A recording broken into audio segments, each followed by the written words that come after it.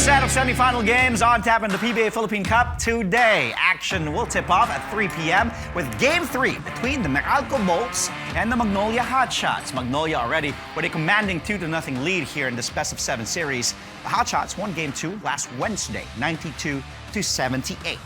Then at 6 p.m., it's Game 3 between the heavyweights, the San Miguel Beermen and the TNT Tropang Giga. This series is tied at a win apiece after San Miguel claimed a Game 2 victory in comeback fashion, 98-96.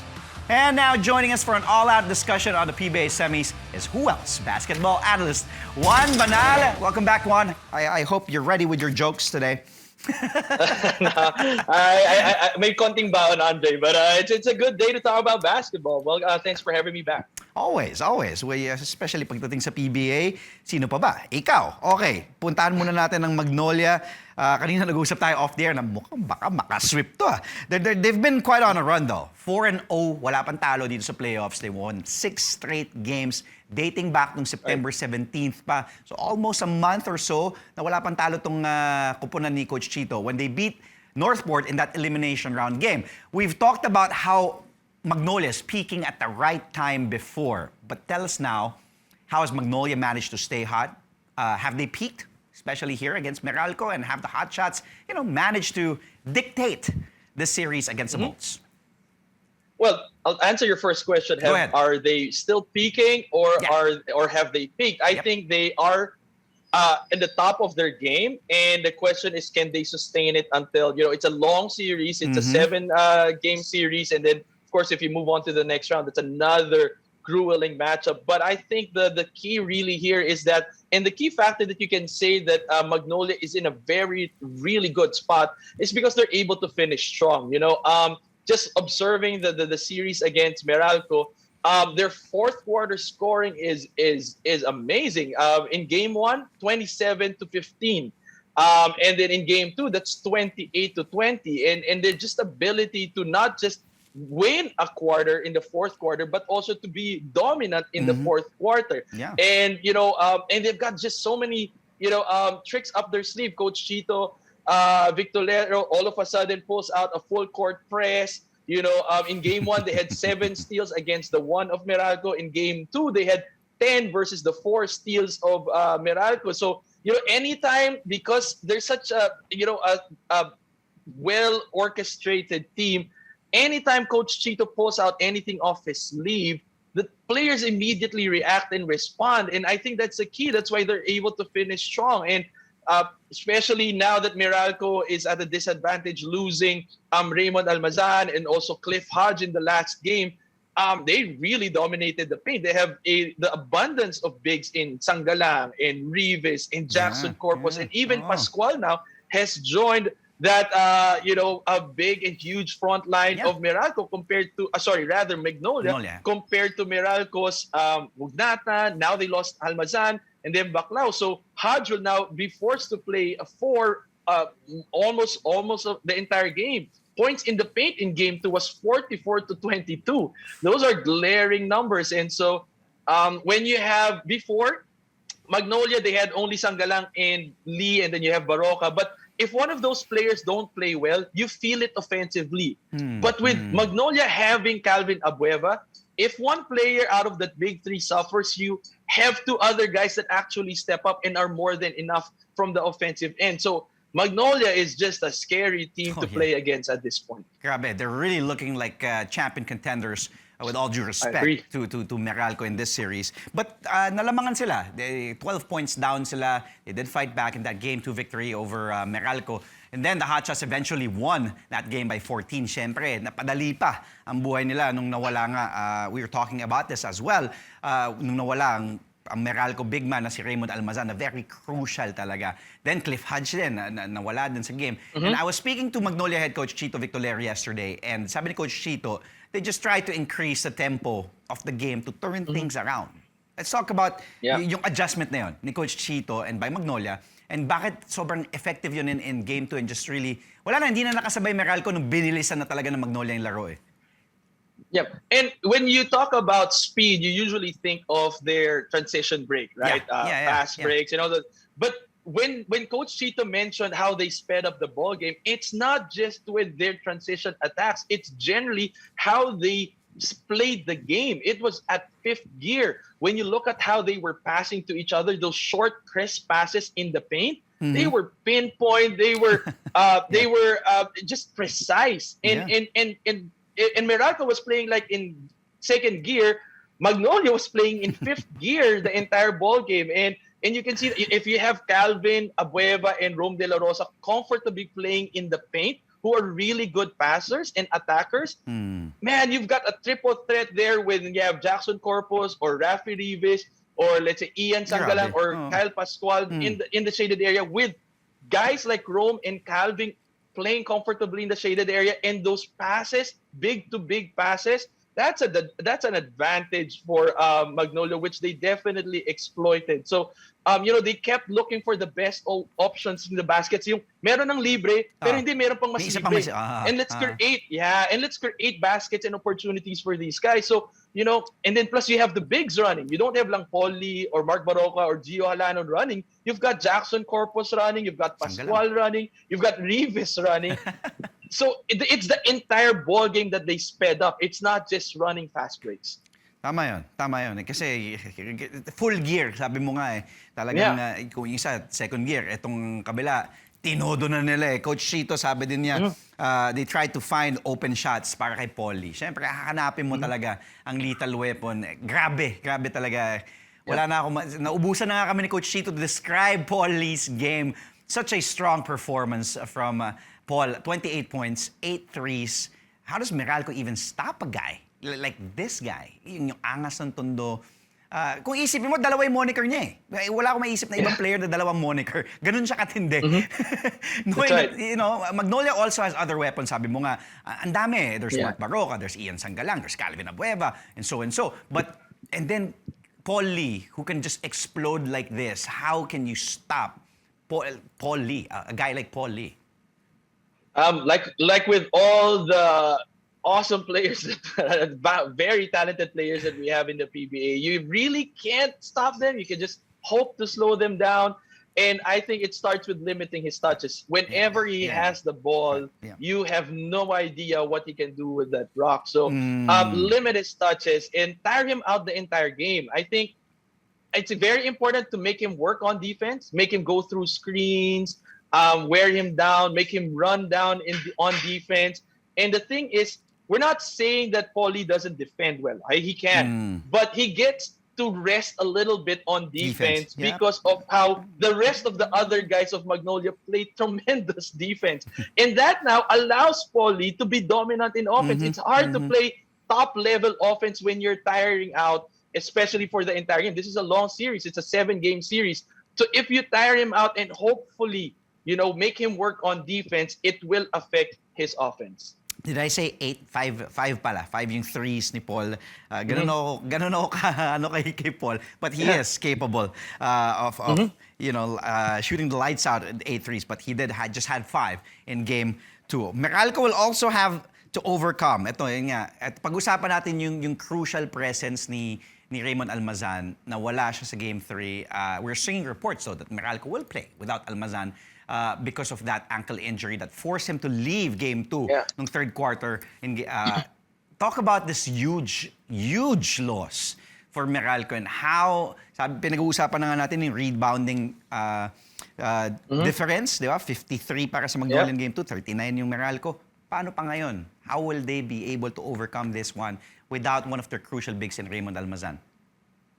When I saw the clip of him, spraining his ankle, I not only did I feel the pain of Raymond Almazan, I felt the pain of the entire Meralco franchise or the team. That's just such a painful loss to lose someone like Raymond Almazan, and we've seen this happen time and again. Apparently, postseason. The stretch wherein they really worked hard to get Raymond Almazan, but they haven't really fully enjoyed Raymond Almazan finishing the entire conference with them. And when he does, they perform well, right? And I've been loving their matchups. Sila ni Ian Sangalang, di ba? Defensively in game 1, he had 4 blocks. although offensively he's averaging 4 attempts in game 1 and game 2. Generally in the entire conference, he's averaging 7.6 rebounds, 1.5 blocks. But now with him out, the front line of Meralco even got smaller. So, now Magnolia will definitely have a field day in the post. For me, then, if I were Meralco, I'll embrace what I have. If we're forced to go small, then let's embrace going small. Yeah. But Baclao and Jose will have to definitely fill in the shoes just as a reliever, because we know that that's an area that Magnolia has dominated in this series, that shaded area, points in the paint. And that's a big pair of shoes to fill with Raymond Almazan out. Well, Juan, we still have a lot to talk about. Diyan ka lang, pack na pack ang lineup natin dito sa Sports Desk today to end the week. We'll also break down the semifinal match between powerhouse teams San Miguel and TNT. It's not all. San Miguel super Marcio Lassiter, fresh off that game winner, will join us live after the break. But we still have with us today basketball analyst Juan Banal. Juan and I dissecting the semifinals of the PBA Philippine Cup. Now let's talk about that series between San Miguel and TNT kanina, yung Magnolia Meralco. Let's talk about these two heavyweights going up against each other. Bakbakan talaga. And we knew, right from the beginning, it will be a slugfest. In 2 games in, we've been treated to 2 war-to-war battles, di ba? Both games could have really gone either way, San Miguel or TNT. Your thoughts on this series so far? We were excited. We were, sorry for lack of a better term, we were peeing our pants excited on for this series. And, it has not disappointed, that's for sure. Just the display of very, very talented players. You have a making of an awesome series. And they constantly are competing, no one's giving up. Everyone's competitive. Everyone's going hard. And you can't predict how a game will end. Big leads don't seem to be a security in this matchup. You may lead 10, 12, 15 points, but that's not going to last very long with so much talent in both teams' lineup that one player can just explode and trim that down immediately. So you just want to see this kind of series go the distance. Unfortunately for Marcio, that's going to entail probably 7 games. It's just for the fans, Marcio. So, yeah. We were looking at the numbers earlier. Rebounds, assists, talagang pantay na pantay. That's right. Yeah, this is just a mano-a-mano match. San Miguel did fight back. Ito yung sinasabi mo, no lead is safe. But they were down by 19 points here in Game 2. San Miguel was down 19. Capping it off with that Marcio Lassiter game-winning putback out of nowhere. And Super Marcio is actually now with us on the line. Marcio, good morning. Welcome back to the show. Good morning, Andre. It's a pleasure. Thank you for having me here. Always a pleasure having you. Now you just got back to your room. At least we can have you for this interview. Let's talk about that final play. So Junmar had a chance. It was a pass to Junmar on the post, and then he missed. Arwin tried to put it back with that tip in. He missed as well. And then here comes Marcio Lassiter out of nowhere from the baseline. There's that Arwin miss, and then Marcio, boom, grabbing the rebound, and you delivered for that, sealing the game for San Miguel. What was going through your mind, Marcio, when all of this was happening? Yeah, the play was designed for Jumar. We felt like he has the best opportunity to, make a good shot at winning it, and we always have trust in him and all our players. At the same time, he had a great look. And, for myself, I'm just always trying to give the extra effort and just never give up. I know that at the end of the day, it's not over till it says 0. And I'm just trying to make winning plays and put myself in position to just try to do what's best for the team. And good thing I was in the right place. That was put it in. You were at the right place, right time, and everyone just running like it's New Year's Eve after just a frenzy. After that, I believe we have Juan Banal here on the show. Juan, what do you want to ask Marcio here? Hey, man, how are you doing, Marcio? Congratulations with the win. Thanks, Juan. I just wanted to ask, with such a deep talent pool, and obviously you are all potential, like really, franchise players, legitimately franchise players. And there's just potentially also so much ego in the team, but we're not seeing that with San Miguel because that's probably the fear of a lot of fans. And how are they going to make it work? They just have too many talents, But you can see there are games that you'd have game winners. There are games that Alex would have game winners. There are games that everyone will just contribute. How do you decide? And talk about just the trust that you have for each other at this level, given that there's just so much talent pool. Yeah, for us, we always play as one team. We come out every day in practice, and that's where it all started. And we knew how talented roster we are. Definitely on paper, that's what it says. But we know it. We needed time to kind of get it together. And with the group that we have and the pieces that we added, we knew it gave a different dimension to our team. And also filled in some great pieces, including Terrence, Mo, and CJ.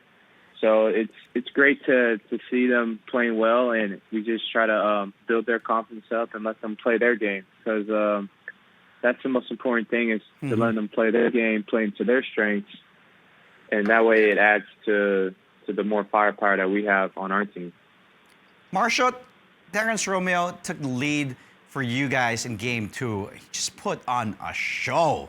It was a Romeo show. It was just, it's fun to watch Terrence when he's in that element, just going to the place wherever he wants, just getting those buckets. 26 points in just 27 minutes of play. And in what is just the second game back. Talk about the value of having, Terrence Romeo back here in the semis against his former team and just ready to play and just, make plays for everybody.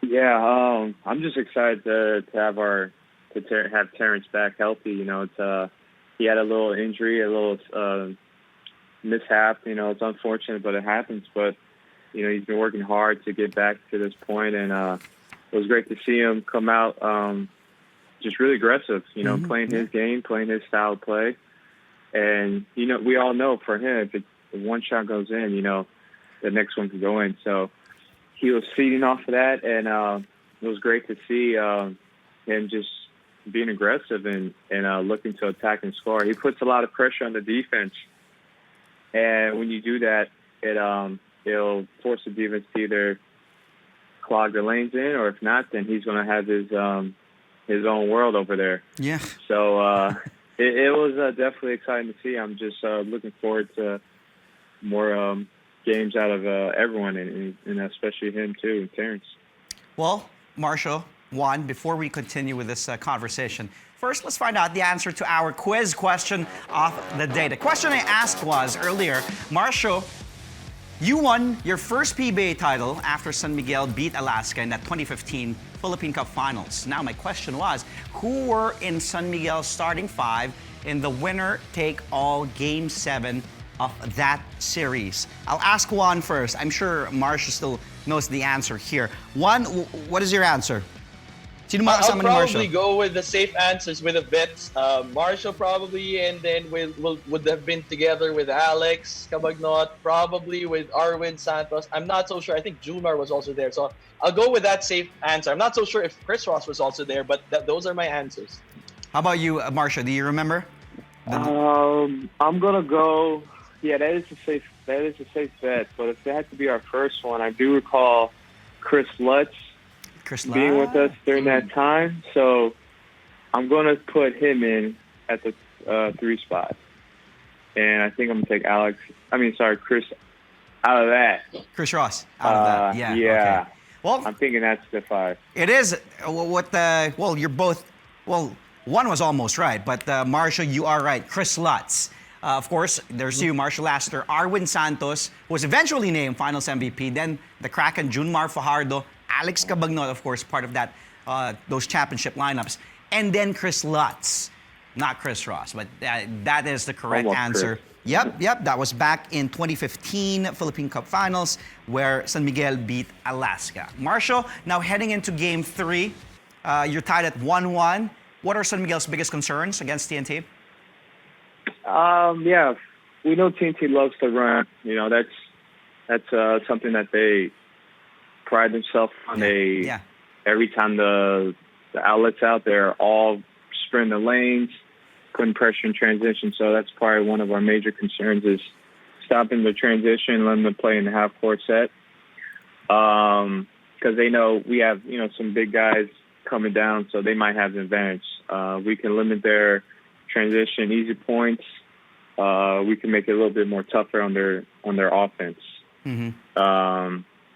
And yeah, just getting ready for their attacks. They love using their guards to attack in their offensive half-court sets. So if we can limit those sets, change a few things, and hopefully we can put ourselves in a better position coming into Game 3 tonight and pulling out a win.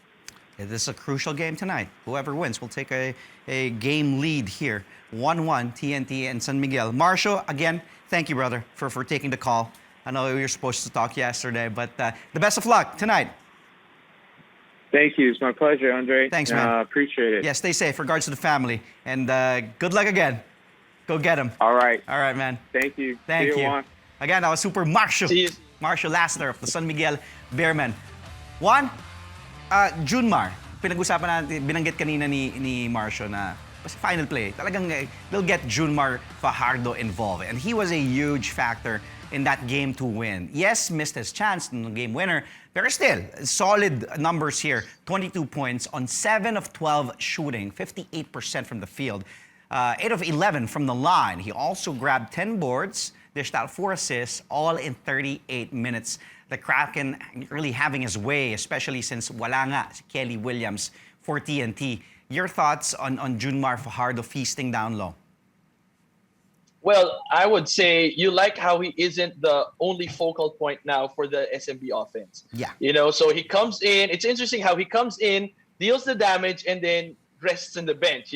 Unlike before, we'd see him really work. The entire team would play, triple, quadruple team him and really tire him out, and he'd play long stretches of conferences. You don't see that now. I mean, he's averaging 12 attempts per ball game. That's basically 3 attempts per quarter from the Kraken, and you would think that that's just little touches, but he doesn't have to deal that much damage. He just has to do his thing, score, and then, rest, and not having to worry when he comes back, when he's seated in the bench, that he would have to put the entire team on his shoulders. He doesn't have to worry that much anymore. Unlike before, wherein the offense of San Miguel focused around Junmar. Now with the addition of different talents, they're able to spread that load, and Junmar doesn't have to play with that kind of pressure. I mean, with Mo around in the front court of San Miguel, it's just taller, bigger, and stronger. Yeah. And Junmar can now play with ease, and that's a scary player to play against when you don't have that kind of pressure anymore on your shoulders. Grabe naman kasi din yung additions nitong San Miguel. Before, di ba yung 5 lang di ba yung Chris Ross, Alex Cabagnot, Arwin Santos, Junmar Fajardo, and then Marcio Lassiter. Pero ngayon may CJ Perez, may Mo Tautua, may Terence Romeo. Unbelievable. But TNT, has managed to deal with the absence. Wala nga si Kelly Williams, but nandun naman si Poy Eram. Coach Shot also giving credit to his Kurimaus, si Dave Marcelo, Glenn Cubuntin, etc. But basically, these guys that they picked up, sabi nga ni Coach, without giving anything. But how big of a difference would it have been if Kelly Williams were on the floor offensively and both defending, of course, Junmar? Well, for one, with Kelly Williams and Poy Eram on the floor, that can match up against the Mo Tautua and Junmar Fajardo front line that we saw Coach Leo use in the last game. Pretty much, it was quite evident. You'd think that they're just relievers for each other, but in that last game, you'd see them really playing well. Some high-low, some assist in the paint. Just jockeying for position with Kelly, that's going to be difficult. They can't match up against that tandem. And this conference, Kelly also showed us how he can shoot now from the outside, and that can sustain the damage that Poy Eram is dealing onto San Miguel. Because when Poy is on the floor, he kind of stretches the defense of San Miguel because he can shoot from the outside. And he made a couple of threes in the last game. And Kelly also developed that outside shooting, so that can be sustained when he's on the floor. So, plus the bench scoring, that can add up also. In the last game, it was San Miguel 42-26. But it's the intangibles of having a Kelly Williams on the floor, creating for his teammates, setting solid screens, filling in the lanes, because you know that Kelly runs as well during their fast break attack. So it's the little things that I feel like can set off the opposing team and could actually give them that competitive advantage, because as you saw in games 1 and game 2, sobrang nipis lang ng lamang, and little mistakes actually can make a whole difference in the results of the ball game. Well, let's see. Game 3 is crucial indeed. Happening today also in that series, at Magnolia Meralco series. Let's see kung Magnolia will be 3-0 or babawi itong Meralco in that series. Juan, happy weekend. Stay safe. Always a pleasure. Kahit hindi ka nag-joke today, we'll still talk to you soon, Juan. Next time. Next time, abangan namin yan. Again, we just had basketball analyst Juan Banal.